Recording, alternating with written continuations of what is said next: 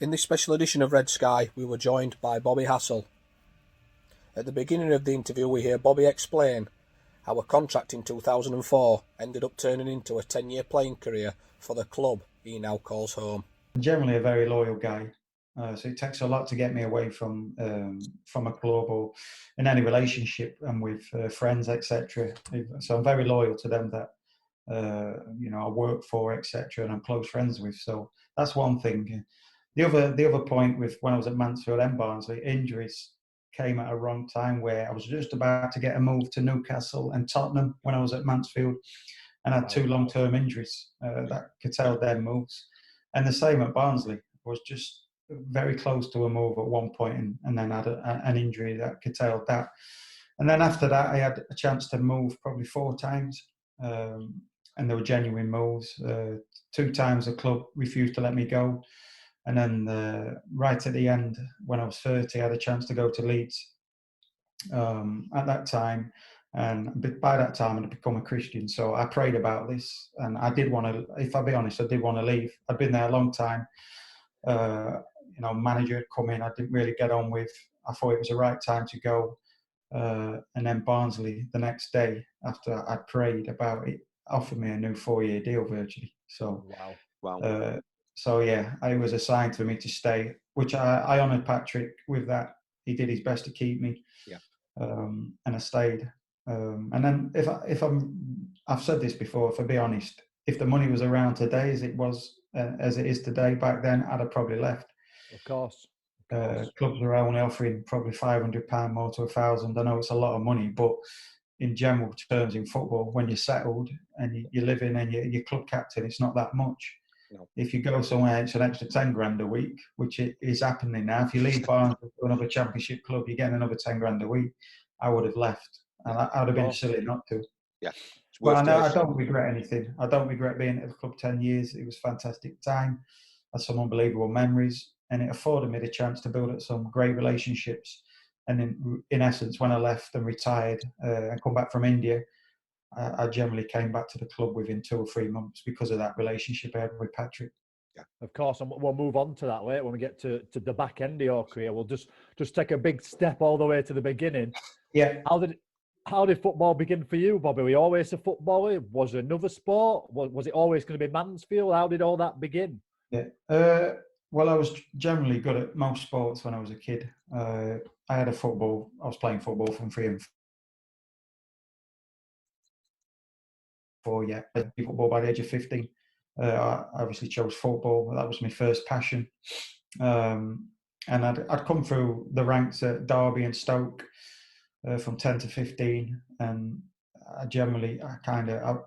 what happened was I broke my foot when I was 15. And I'd just broken into the England schoolboys team by then and then didn't make the final selection because of my injury.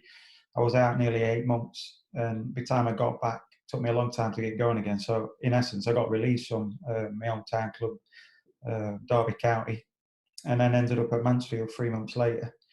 Again, it's not a regret because I made my debut within 3 or 4 months of being at Mansfield. I probably wouldn't have happened if I'd have stayed at Derby. A much bigger club. They were in the top league at the time. Mansfield at the bottom league. And I don't regret that because I think 9 of the youth team that we all played, we all got in the first team and we all played probably 150 games together and we got promoted together. That youth team we had there was special. I don't think it'll ever be matched at a club at lower levels. I think in total we made 6,000 appearances at Championship and Premier League. The team that was there, so it was a special youth team that we had, a 3-year period, and we all got into the first team, got promoted, and then moved on at the same time as well. Your 299 appearances, then which stands up there as your favourite? Then, Bobby, where you think that was? I probably played my best football, or was it your best for the emotion, the adrenaline, and the success? Would you be up there? Yeah, it's a difficult one to answer. I think 3 stand out. Well, 4 is my debut. You can have 4. Yeah, and then obviously the playoff final when we won at Cardiff. FA Cup semi-final, even though it was for different reasons. It was just the occasion. Obviously, the result wasn't great. And then I'd say the Newcastle game. Dom I spoke with Luke Steele the other day. Bless him, he sent me a birthday message and talked about the Chelsea game. I'll never forget that. I played decent in that game, yeah, but I always remember the Newcastle game. I was marking Gutierrez. It's probably, I feel it was my best performance. Do you know how many players you played with? I've got it. Barnsley FC Statsman has pulled it up for me, Andy. You have played with 154 different teammates at Barnsley, which is unbelievable, isn't it? Yeah, it is, yeah. And in that time, you sit 23rd on the all-time appearance list as well for Barnsley. Yeah. So, I mean, that's some achievement. You must be proud of yourself. And I know you're a very humble man, and you know, you won't let it get to you, but it's strange because when you've stopped playing and you look back, you feel like you've never played. It's a weird one, and you've played with so many players, and you forget what an impact you've had on people as well, which is always nice. But yeah, it's nice. A lot of ex-players, I've seen their teams that I've always been in them. They've always said I'm the most underrated player they've played with. They've always been the ones that have said they wanted me next to them if they went out and played in a game. So I must have had an impact on people. You mentioned playing in midfield, Bobby, earlier on in your career, and we've already spoke about the Liverpool game and that FA Cup run. You played. I'm right thinking you played in central midfield for those games. Yeah. Definitely the Chelsea one. I remember that. Yeah, I was right back for the Liverpool game and then centre mid for the Chelsea game. Yeah. Was that a tactical issue, or was that injuries? No, it was, Anderson de Silva had got a serious cruciate ligament injury, and that's why I ended up playing centre mid, just because Anderson was out. It worked, I suppose, for the Chelsea game for us because we had to be more defensive, and that was my game. Of course. But I think if he'd have stayed fit that season, before we went on that run, we were doing quite well before Christmas in the league. Anderson de Silva got injured, and I think Heinz Muller got injured as well. Particularly Anderson, though. If he'd have stayed fit, I think we'd have finished mid-table that year, and we ended up having to scrap to stay up in the end. I only played there due to injury. Did you enjoy that role? I mean, what are you thinking? You're thinking you're going out against Chelsea.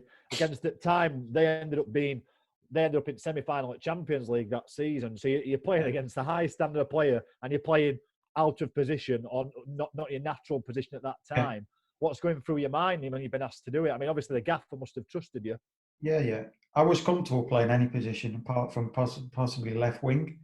I've played everywhere growing up, and literally everywhere from obviously across the back four, right wing, centre mid, and up front. So I was quite comfortable anywhere, and that's something we try and bring into our academy in terms of playing players, certainly at a young age, all over the pitch, so they just get accustomed to different positions. So I was okay playing there. I always knew it was my best position, centrally. I think if I'd have been probably 6'2", 6'3", I'd have always been a centre half. I feel I've had a much better career at centre half. I probably would have played in the Premier League. I would have backed myself to play in the Premier League at centre half. But obviously I was only 5'10", so I ended up at right back. And so I was comfortable playing in the central positions at centre mid. I read the game quite well. I was very statistically, even to the end of my career when statistics started coming in, my pass completion was better than everyone. So I kept the ball well. So I was quite comfortable in there.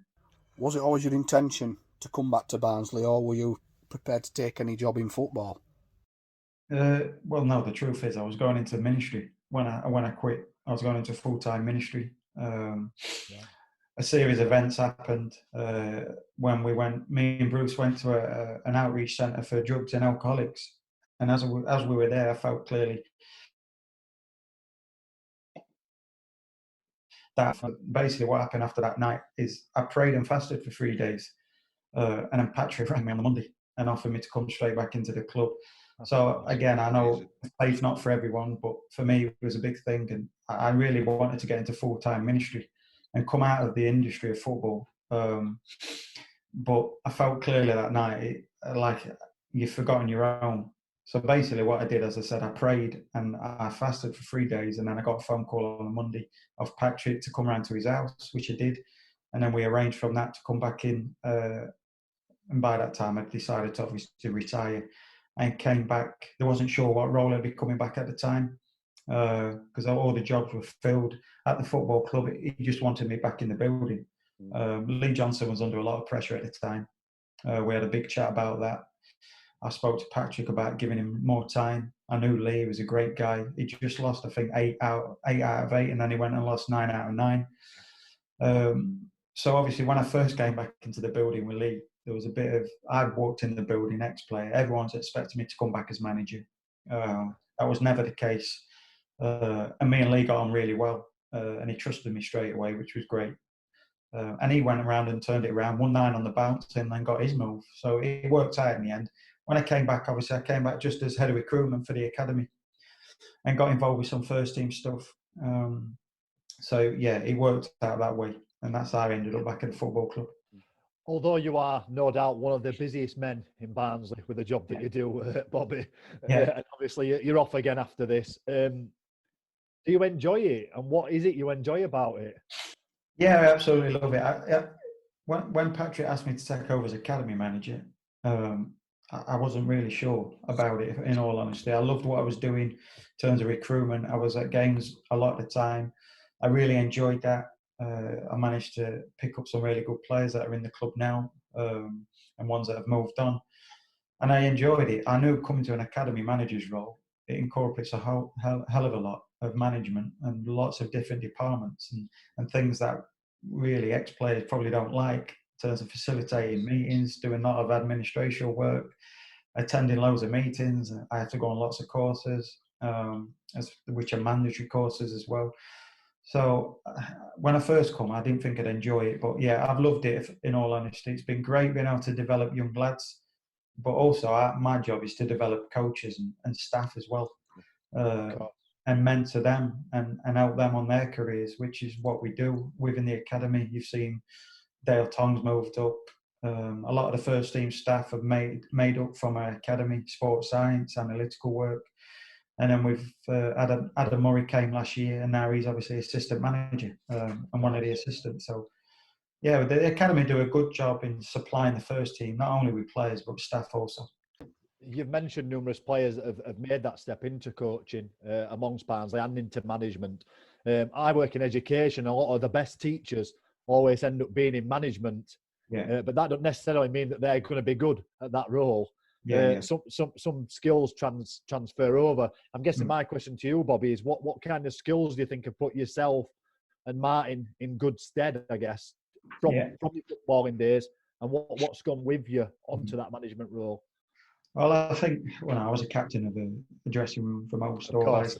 So you've got natural leadership skills and management skills. It's just learning different skill sets along with that in terms of discipline, resilience, all these things that you need as a player, you also need as a manager, you also need as a coach. Obviously, the football side of it, the tactical side for coaches, it becomes second nature to them. You have 20 years of being coached, playing in games, and then you're just transferring it.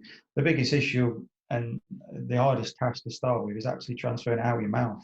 What you know in there, that's a skill in itself for coaches. And I've seen vast improvements in the likes of Martin. Hecky came in and coached when I was coming to the end of my playing days, and when he first started, in terms of communication, was awful. And Martin was not great when he first came in, but now they're outstanding coaches. They communicate their knowledge really well now. I think that's a lot of the problem when you first come out of football. It's actually communicating it and being able to teach. That's interesting. It's a totally different skill set. Yeah. A few names past you. Yeah. You can put a quick 10-second sentence together. Can pass. You can pass it. Could be a few passes. We'll look at players then. Adam Hammell. Incredible player, funny guy. Love the guy, love him. Darren Moore. Oh, what a guy! He helped bring me to faith. So we're really close still. Fantastic player, and hopefully be a fantastic manager. When you said Darren helped bring you to faith, did you get in touch with him and then you? Well, no. When he came to Barnsley, he was a Christian himself. Right. Okay. So it was kind of I came close to him and then realised all about what the gospel message was through Darren. Brilliant. That's a story in itself. Emmanuel Thringpong. I've got to pass on that one. So. Jim O'Brien. Yeah, good guy. My kind of person in the dressing room. We had lots of fights, but he cared, and I love people with that passion that care. Great guy. And that's probably why yourself and Jim had such a good time at Barnsley. You cared, didn't you? You cared. Yeah, it was passion. I'll run through your managers really quickly. I know you're in a rush. Hart. Brilliant. Absolutely. I owe him everything. He brought me to the club. Was the best coach I've ever worked with. Wow, that's interesting. Richie. Oh, just fantastic manager. Not, again, in terms of coaching, nowhere near Paul Hart, but fantastic manager. Got the best out of everyone. The best manager I've played for. Of course. Simon Davey. Yeah, I know he got a lot of stick, but I love playing for him. I thought he was a fantastic guy, good coach, and I got on with him really well. Mark Robbins. Miserable, but again, got on with him really well. Trusted me. He rang me on regular occasions for advice on terms of doing things around the club and tactically. So again, another good relationship. That's interesting. But just didn't smile enough. Keith Hill. You know what? I know everyone said before that, but Keith was honest with me. And that's all you can ever ask for. He was very honest with me. Yeah, we didn't get on, but I respected him for his honesty. Yeah, of course. And obviously Flitcroft. And totally dishonest. So that's why we didn't get on. Totally dishonest with me. It might have been great with everyone else, but dishonest with me. Okay, fair enough. A lot of them words that you've used, other than the last one, for the players and the managers alone, some brilliant superlatives there, which you hope to see throughout the coaches that you kind of manage. Yeah. I mean, it's funny because with Flicker, we get on now, and I speak and we get on. But when I played, he was just dishonest with me, and I've confronted him about it since, and we've got on. We've both made our peace. We speak to each other as quite regular actually, on various things. So I've no issues with David. Listen, Bobby, you've played just short of 300 games. It was never always going to be plain sailing, was it? No. For coming on, we really do appreciate you. Thanks for having me on, guys. Good luck with everything you're working on.